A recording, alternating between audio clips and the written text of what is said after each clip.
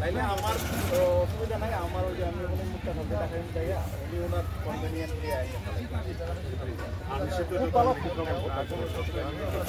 এরপরেও যদি কোনো কিছু লাগে কাইন্ডলি কইেন সবাই ভয় তো আমি এখন আলোকিত এই গরমে পড়ে এই জায়গাটা কিন্তু আলোকিত অবশ্যই এই জায়গাটা কিন্তু ডার্ক হয়ে আছে ঘরের এই সাইডে সবাই এখন ওই দিক দিয়ে দিলে আপনাদের না ইনশাআল্লাহ আমরা আচ্ছা রাতে কনফার্ম করব না করি